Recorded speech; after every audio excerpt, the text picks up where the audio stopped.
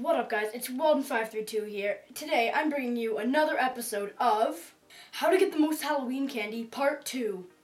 But for this episode, I'm not just going to do top 5 ways. I'm not going to do just top 10. I'm going to do top 7 more ways to get Halloween candy, because I couldn't come up with the rest. And before I begin, I just want to thank everyone who got the first video up to 2,000 views. Thank you so much, guys. So, of course, I had to make a part 2 video, but I don't want to waste all your time on the introduction, so let's get right into it. And step 1 is always be nice and happy. The reason why, because if you're all sad and you're not having any fun, people don't want to give you more candy. Why would they?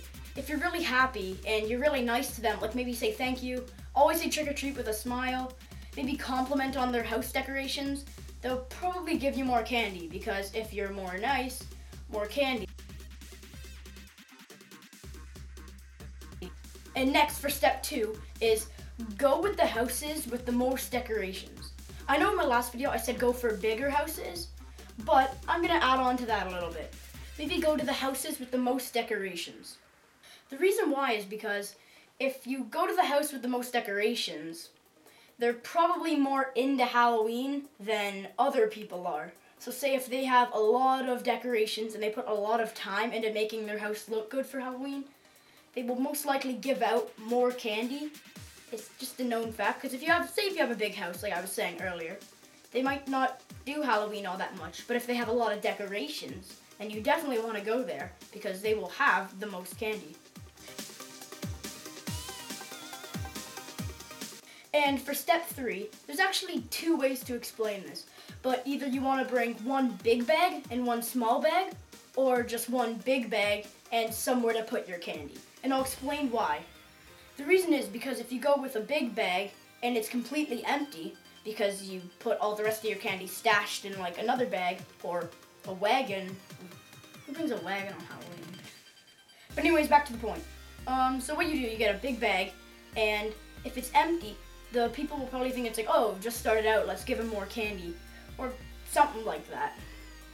So what you want to do, you want to make sure that your large bag or small bag, whatever you want, looks less, there's less candy in it, so they'll most likely give you more just to fill it up more. And for step number 4, I know this tip might seem a little obvious, but never listen to take one only signs. Because if you just take one, that's pretty lame. That means you really don't want to get any Halloween candy.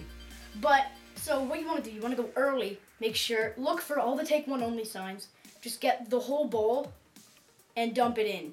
No, throw away the candy and keep that bowl, because I want that bowl. No, but seriously, take all the candy and keep the bowl, because free stuff is cool.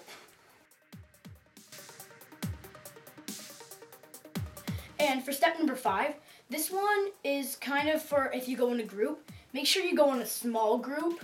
This is because if you go in a large group, say with like 10 people, they're probably going to distribute the candy evenly and give you only like 2 pieces. Because if there's 10 people, they're not going to give you like 20 each. It doesn't make any sense. If you go in a group of like 3 or 4, or if you're like me and I'm a total loner and go by yourself,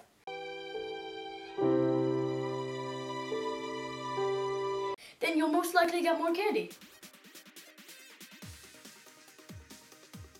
And step 6 is always prepare a map or know a route that you're gonna go. Because you always want to make sure, so it doesn't even matter how long you're out there, you always want to make sure you have a map so you know exactly where to go, the biggest houses and the houses following all these rules with the most decorations and stuff. This way most likely you'll get more candy.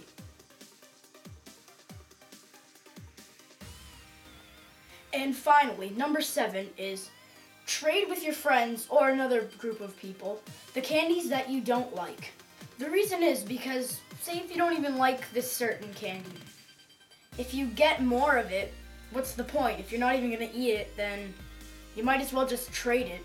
So what I always do, I always give my friends the candy I don't like, and I ask them to trade for the candy I do like.